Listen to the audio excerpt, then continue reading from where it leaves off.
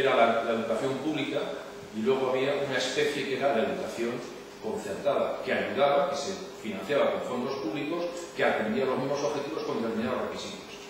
Eso lo pone la ley. Lo que no pone la ley es que las comunidades autónomas del Partido Popular han quitado la zonificación, por lo tanto hay una zona única. En algunos colegios ya la punta de lanza, que es Madrid, están directamente dando desgravaciones fiscales. Si llevas al niño a la privada, de la parte de la cuota de la autonómica, de la renta, del impuesto sobre la renta, te hacen un descuento, etcétera.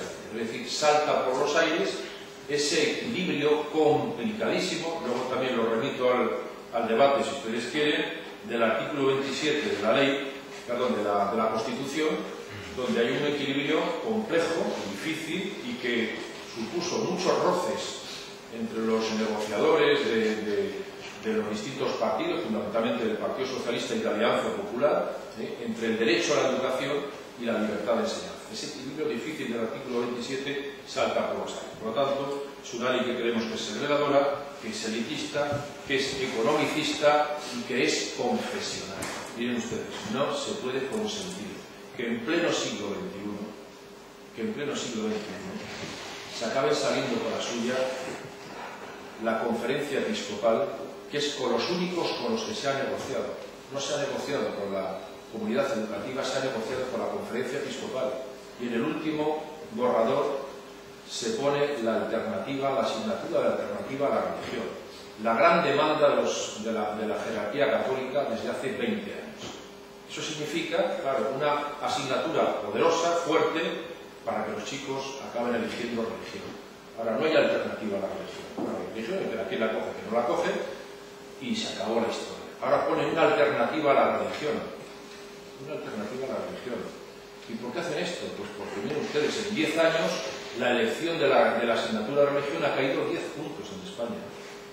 Y como se elige casi un 70% en primaria, pero cuando llega el bachillerato aquello queda como queda, pues resulta que ahora el bachillerato va a ser una asignatura de oferta obligatoria en los colegios. Y se va a poner la biología, la tecnología y la religión.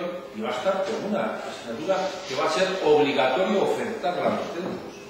Ya sabemos cómo funciona aquello de las Marías hace mucho tiempo. Pero por si no fuera duro suficientemente, este ministro dijo que educación para la ciudadanía adoctrinada. Y sacó un real decreto podando algunas partes de la asignatura de educación para la ciudadanía. Los griegos decían que lo importante, el objetivo último de la educación era hacer buenos ciudadanos.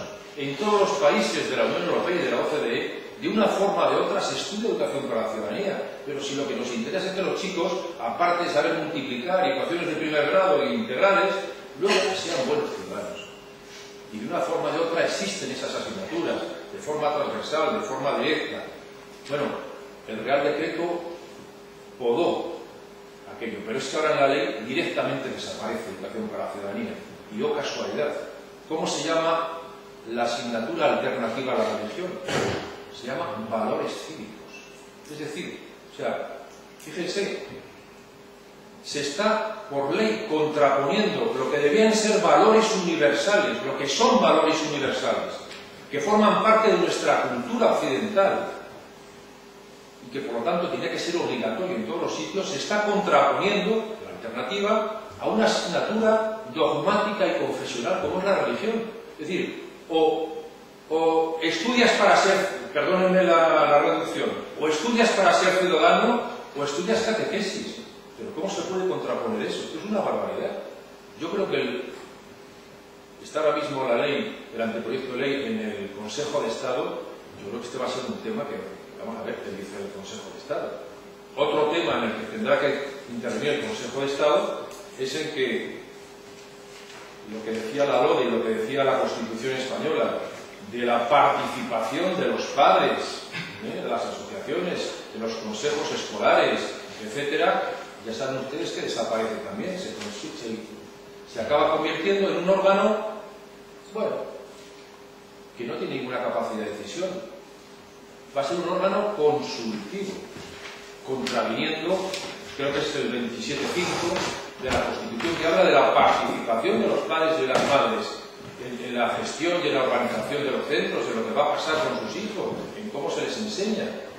Eso ha saltado por los aires. Yo creo que ahí también tiene que quedar el Consejo de Estado, porque la pasada de frenada ha sido monumental.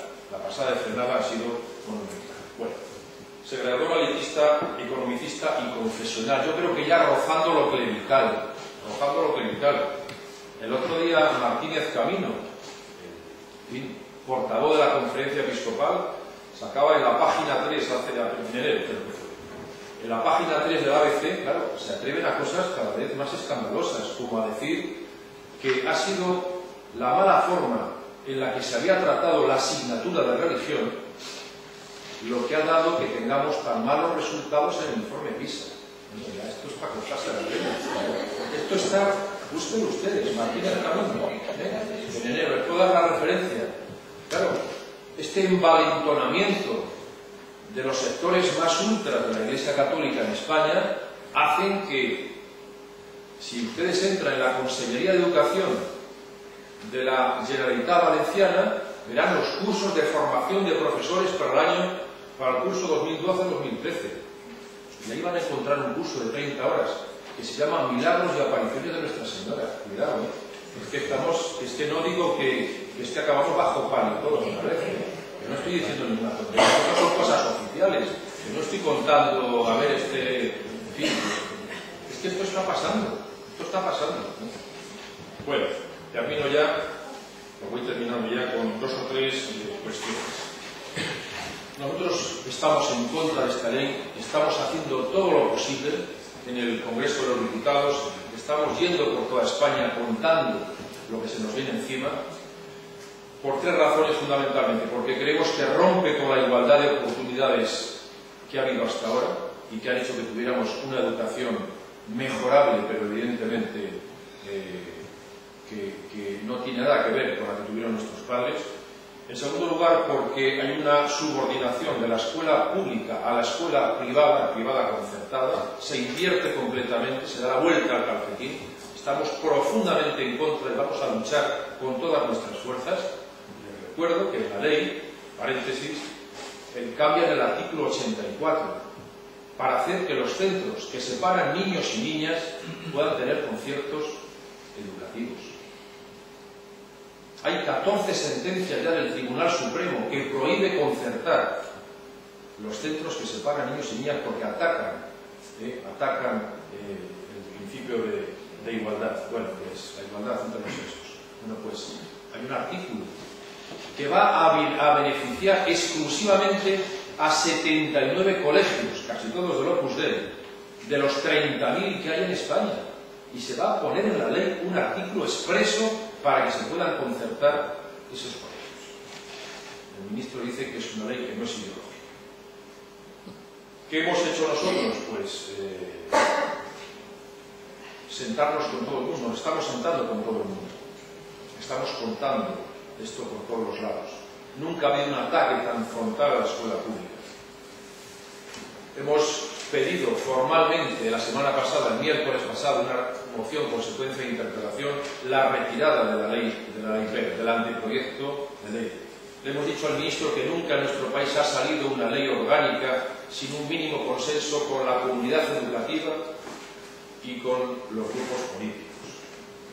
Vamos a pedir, cuando entre la ley, cuando salga del Consejo de Estado y entre en el Parlamento, vamos a pedir la comparecencia de toda la comunidad educativa, porque como no ha sido consultada, vamos a pedir que vayan allí los sindicatos, que vayan las asociaciones de padres y madres, que vayan las asociaciones de alumnos a contar, que vayan los directores de centros, si es que no tienen a nadie a favor, si es que está todo el mundo en contra. Los sindicatos, desde STES, comisiones hasta AMPE, están todos diciéndole que no puede ser, que no se han sentado a hablar con ellos. Si han conseguido lo que nunca se había hecho, y es que los padres dejan a los niños un día en su casa, que es lo último que haremos los padres, que haremos con el niño, estamos trabajando.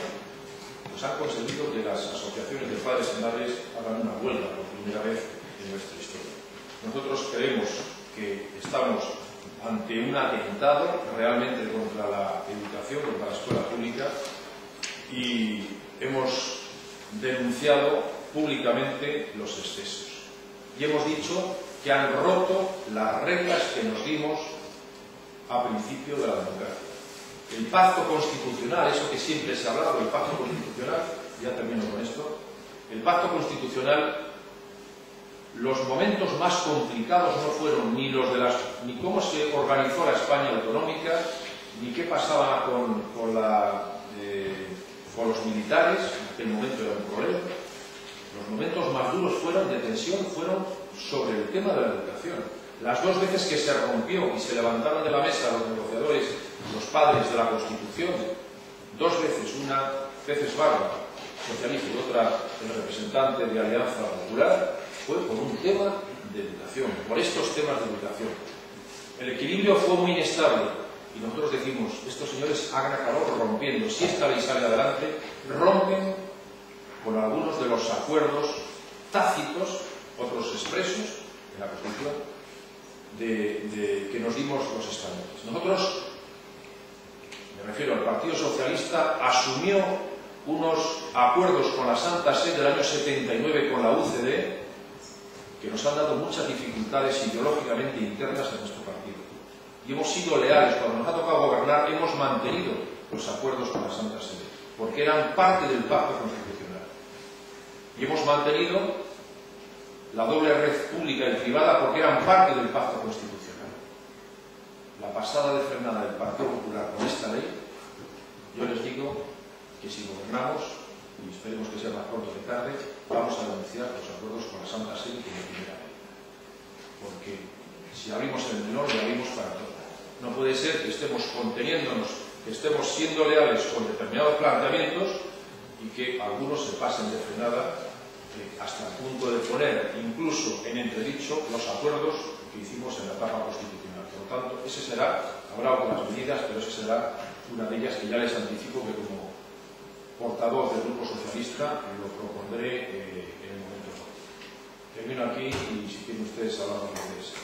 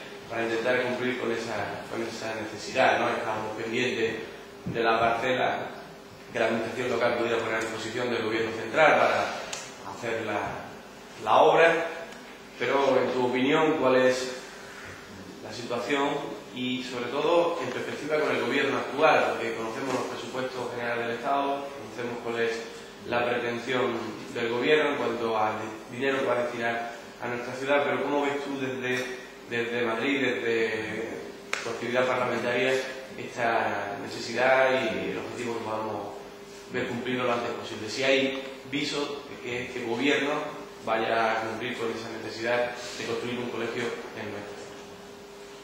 Bueno, yo creo que he empezado diciendo algo. Yo no pude hacer la visita de Ceuta cuando era secretario de Estado.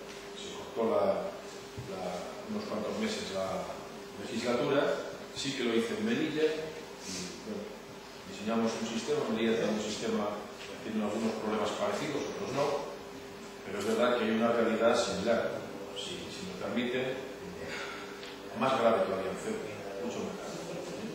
más grave porque los resultados, tanto de paro juvenil como de abandono, etcétera, son todavía peores. Los datos objetivos son peores que en Melilla. El problema de estas dos ciudades autónomas es el que es. No hay suelo, no hay espacio para hacer centros. La única forma de mejorar eso es mediante una de dos, o la entrega de suelo público por las administraciones correspondientes, ¿no? Cuarteles, que lo han dicho. Sí, bueno, he dicho que hay dos cosas. Uno es la entrega de suelo público y la otra, que es la que sí que depende del gobierno, es la transformación de algunos espacios que tenían otros usos y cambiarles de uso. Yo sí que hice una gestión, en el caso concreto de Melilla, y transformamos un centro militar en espacio habilitado para la educación.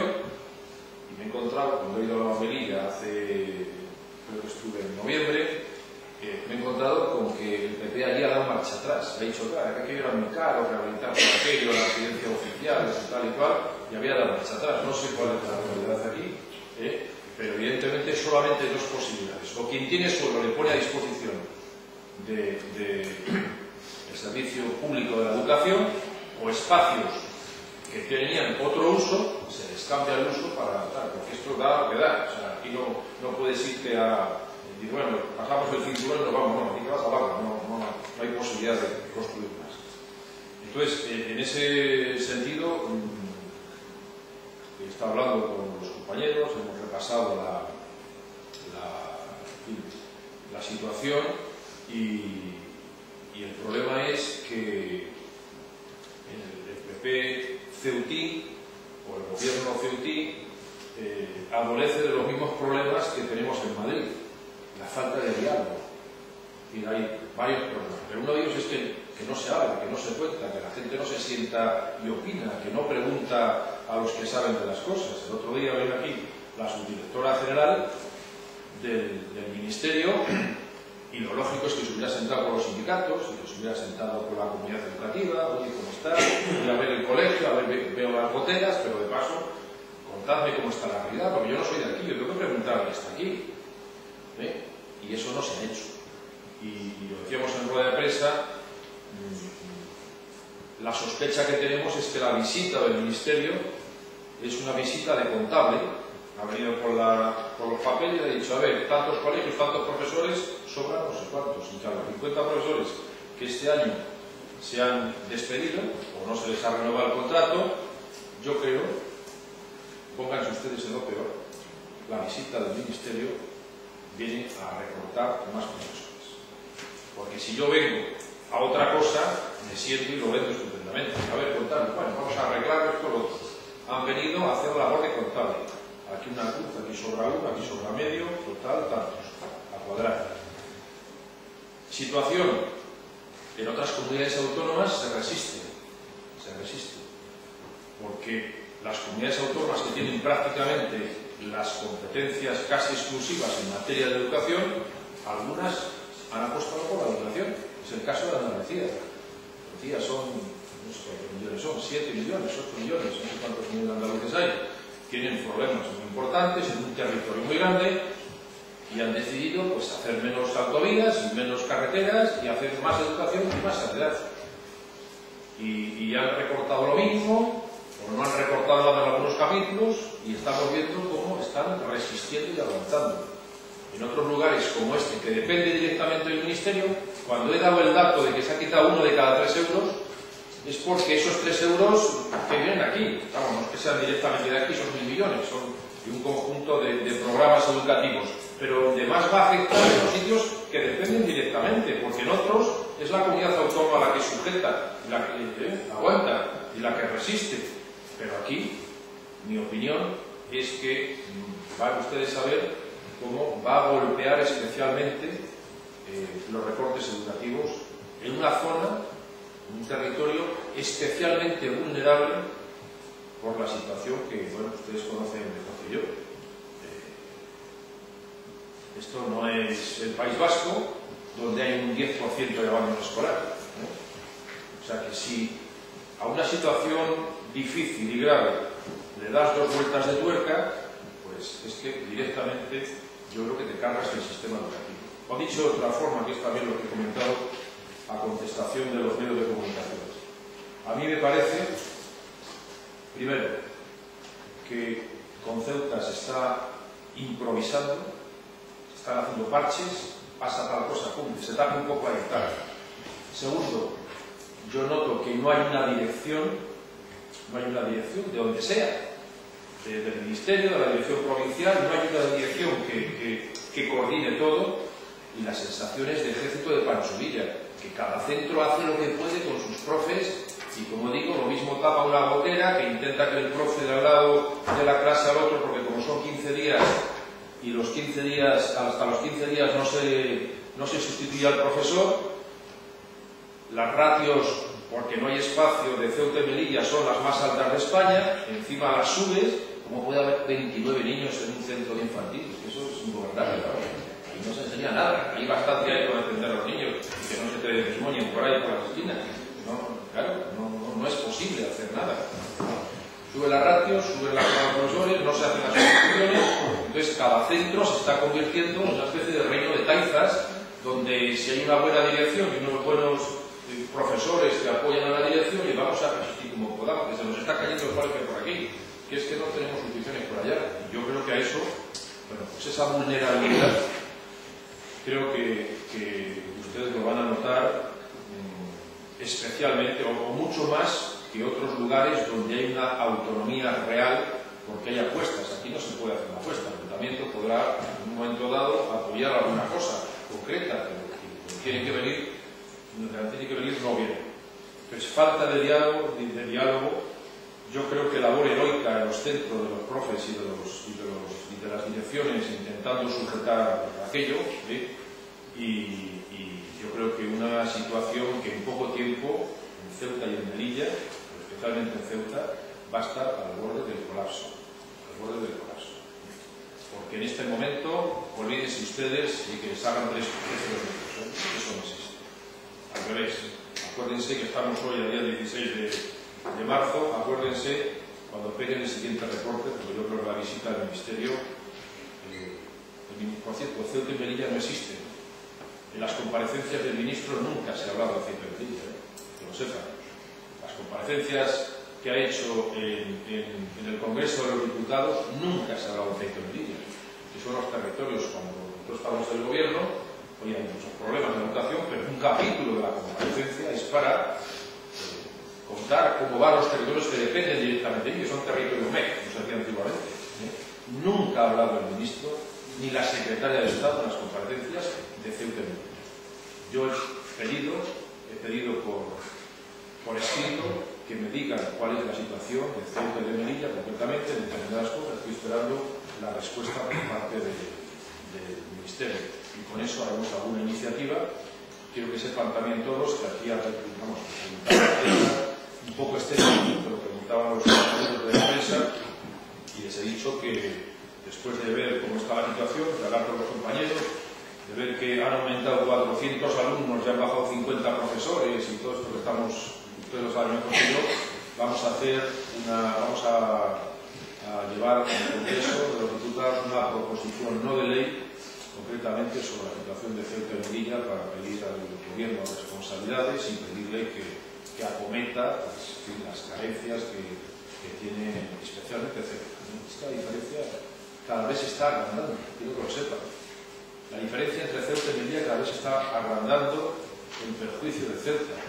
Melilla ya ha pasado, con algunos indicadores, a alguna comunidad autónoma de las que van a la cola, pero Ceuta se está despegando. Ceuta está derivando hacia una situación, yo creo que insostenible. Bueno, eso es lo que hay. Muy bien, hemos quedado ya sin tiempo para más. Darle las gracias por su ponencia a Mario Medera.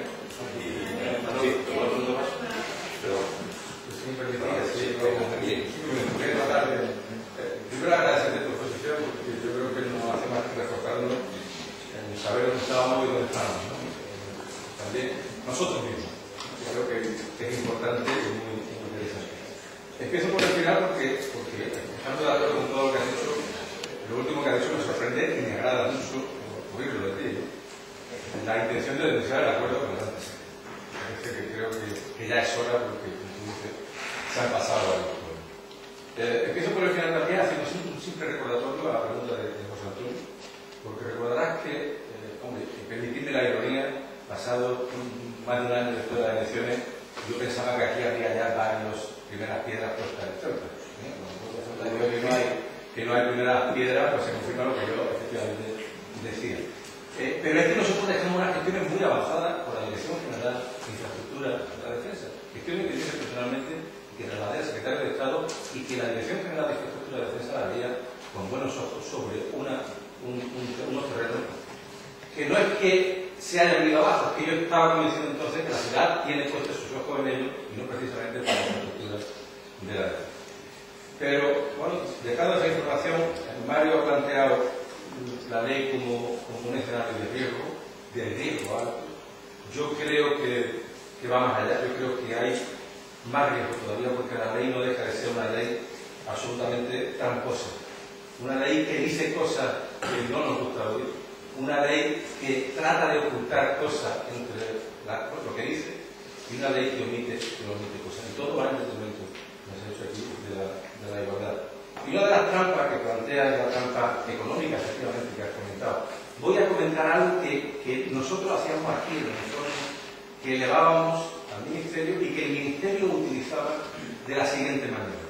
Estamos invirtiendo mucho, pero lo que estamos logrando no se corresponde con la inversión que estamos haciendo. Por lo tanto, tendremos que buscar qué otras causas hay, además de la inversión, para esta mejora. Esa era nuestra lógica. Este ministro ha llegado a invertir, a pervertir esa situación, diciendo la inversión no produce resultados, por lo tanto, la falta de inversión no va a dejar de producir mejores resultados. O sea, es así de loco, ¿no? Esta situación. Ha dicho, me parece a mí algo interesante que también creo que es importante para aquí, para hacerlo. Es decir, la educación hay que mirarla con perspectiva. Ha planteado ahí de dónde veníamos, dónde estamos y a dónde nos encaminamos. Y ese es el problema, porque tengo que recordar que Ceuta, en la anterior legislatura de los 2 primeros años, fue la comunidad que en tasa de titulación, tasa bruta de titulación de educación secundaria, fue la comunidad que más subió en toda la comunidad. Es decir, 9 puntos cuando la segunda comunidad estaba a 5 puntos. Esto es mirarlo con perspectiva a pesar de que seguíamos a la cola del ranking que tan mal nos tienen acostumbrados. Por lo tanto, yo sí que insisto en algo que también ha comentado Mario, y es que en realidad lo que denominamos la ley BERT no es la ley BERT, es una ley ideológica que ya ha tenido su reflejo en otros países, es en definitiva la implantación de un modelo absolutamente neoliberal. Que yo también, cuando he tenido la oportunidad, me lo decía a mis superiores. Es decir, si con una ley que teníamos como la LOE, que no beneficia la segregación, por ejemplo, que va a favor de la igualdad, somos capaces de dar cabida a desarrollo como los que hacía Madrid, ¿qué va a pasar con una ley que precisamente favorece todo eso? Porque no nos engañemos. Es decir, todo lo que se va a poner en práctica, y luego vamos a alguna conversación que tuve con alguien de Madrid en un momento determinado, todo esto lo que hace, lo que hace es consagrar el modelo que a pesar de la ley se ha estado poniendo en Madrid en marcha. Esa alteración de lo que es la enseñanza pública y de lo que es los centros concertados, es decir, la subsidiariedad de los centros concertados, Mario nos podría dar datos de cómo está la situación en Madrid hace 2 años simplemente, de que se ha invertido totalmente. Eso es lo que nos espera, es decir, eso es lo que está ahí realmente. Por lo tanto, yo estoy absolutamente de acuerdo con él, creo que debemos defender la retirada y además creo que hay que ser incluso más alarmista de lo que le ha dado tiempo incluso a exponer al Bueno, yo no puedo mejorar lo que has dicho, por lo tanto no voy a... tenía los datos y que manejaba los... Mira, únicamente un par de cosas que no contradicen, al revés, que van por otro lado. El escenario de riesgo, el problema es que por la que está cayendo, se está utilizando el paraguas de la crisis para hacer brecha, porque tú no cuelas una información de educación de cada 10, si cuelas una, bueno, ya te por satisfecho, porque cuando no son los desahucios, son los... sí, la situación económica es tan brutal que aquí algunos se van haciendo, ¿sabes? Van haciendo la mina, van excavando, van horadando el sistema del estado de bienestar. No es casualidad que esté pasando esto en educación y en sanidad, no es casualidad. Y como no se da abasto, como los periódicos tienen tantas páginas y no caben más, pues de vez en cuando salen algunos flashes, ¿no? Por eso estamos recorriéndonos y pateándonos toda la geografía nacional. Por eso vamos a pedir que se replique la moción pidiendo la retirada de la ley. El Partido Socialista la va a llevar a todos los ayuntamientos, a todas las comunidades autónomas, a todas las asambleas y a todas las diputaciones, para que la gente se entere de verdad que estamos jugando con el porvenir de nuestros hijos, que vamos a volver otra vez. ¿Claro? Es que uno tiene que escuchar cosas. El que quitó la ley, perdón, el que quitó las reválidas en España, cuando las había, algunos peinan carne, algunos no peinamos casi nada ya, fue un ministro de Franco, que se llamaba Villar Palasí. En 1970 se quitan las reválidas. Nos vamos a ir a una situación preconstitucional en ese planteamiento. ¿El truco cuál es? Decir, los socialistas que no quieren evaluar, no quieren enterarse. Si estamos evaluando, si queremos evaluar, lo que no queremos es cortar y poner zancadillas a los chicos. Lo que no queremos es que nos hagan rankings y nos comparen el centro del pozo del tierra del mundo con el de Barrio Salamanca, porque es injusto, es notablemente injusto. Y esto es lo que va a ocurrir. Por matizar lo que han dicho los ultraliberales. Mira, yo creo que son dos cosas. El Partido Popular tiene dos ramas ultras. Hay gente de todo, como va desde el centro derecha hasta la extrema derecha incluida, no hay ningún partido de España de extrema derecha que está ahí. Hay dos tensiones en el sistema. El ministro dijo que no iba a aprovechar la mayoría absoluta para hacer un cambio de ley, le duró media hora la cosa, hizo un cambio, una involución total.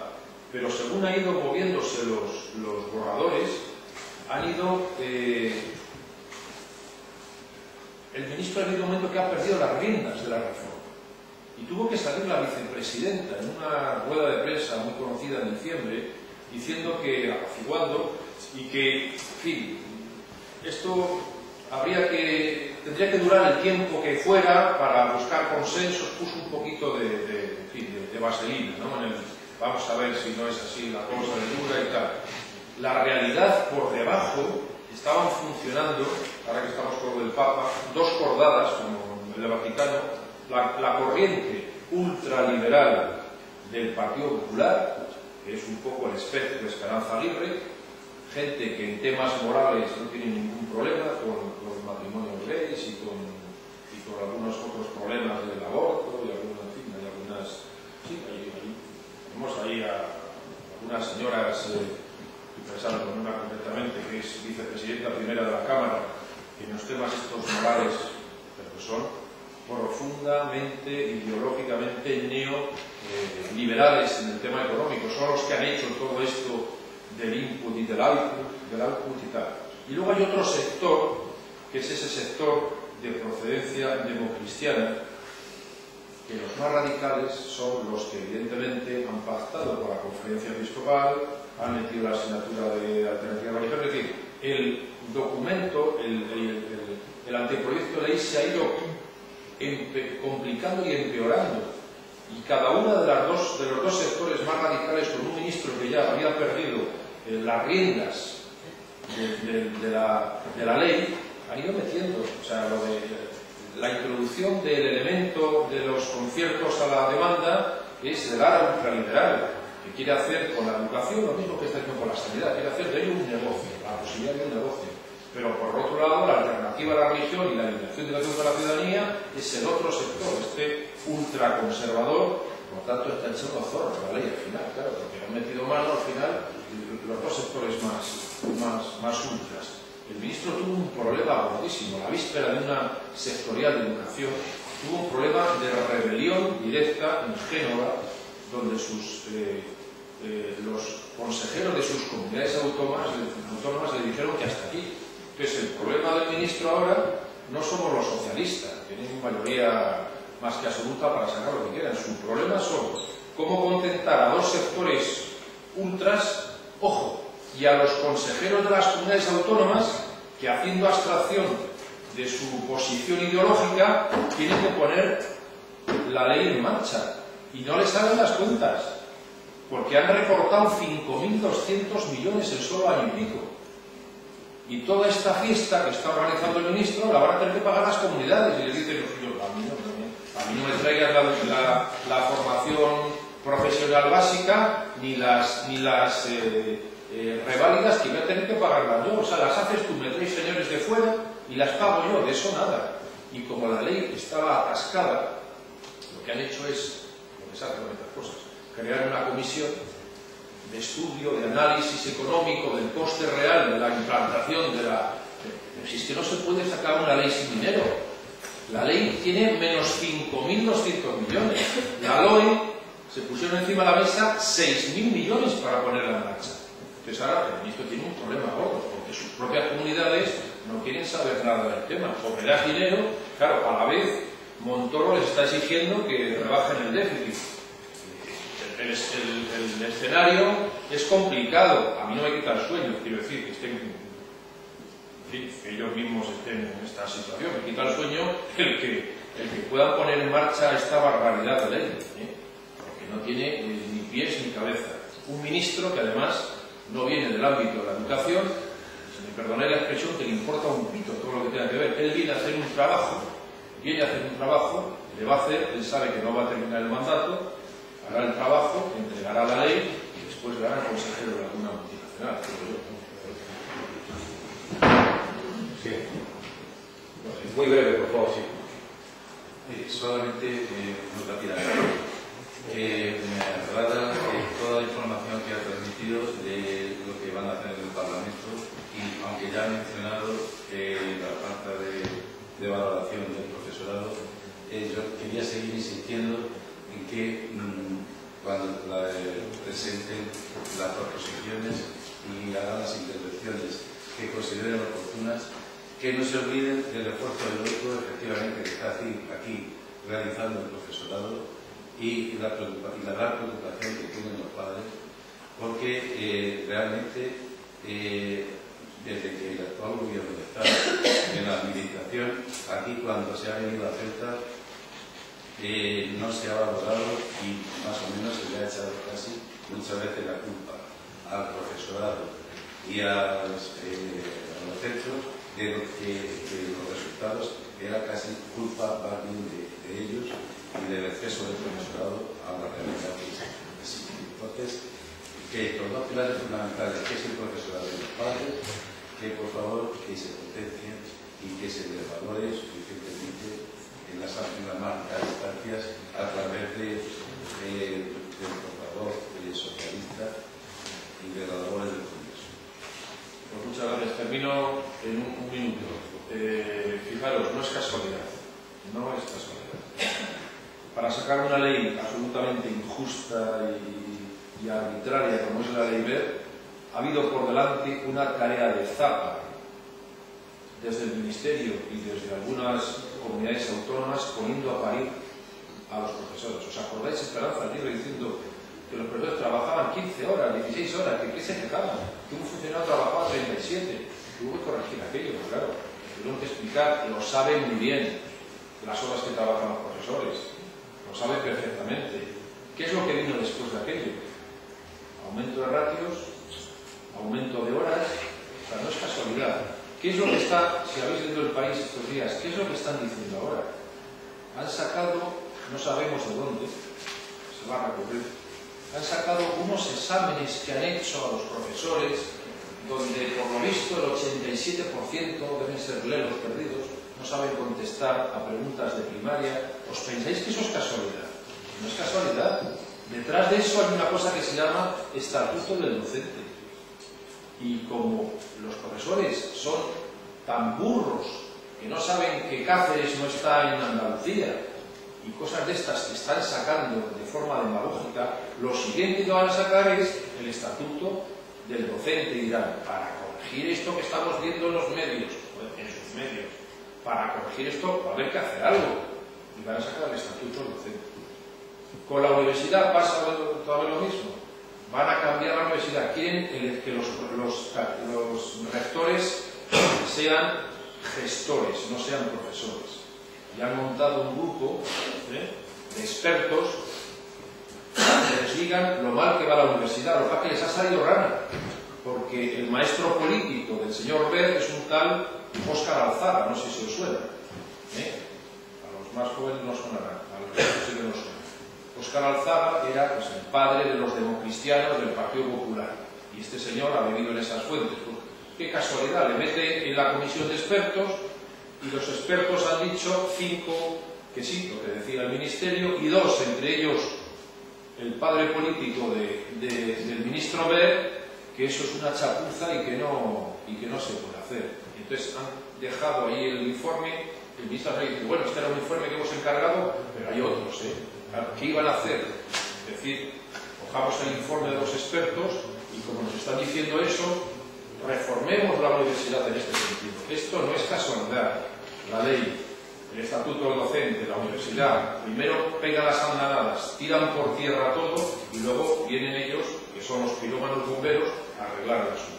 Como está todo tan mal, vengo a apagar el fuego ya, lo ha decidido usted. O sea, que eso que tú dices es... Muchas gracias.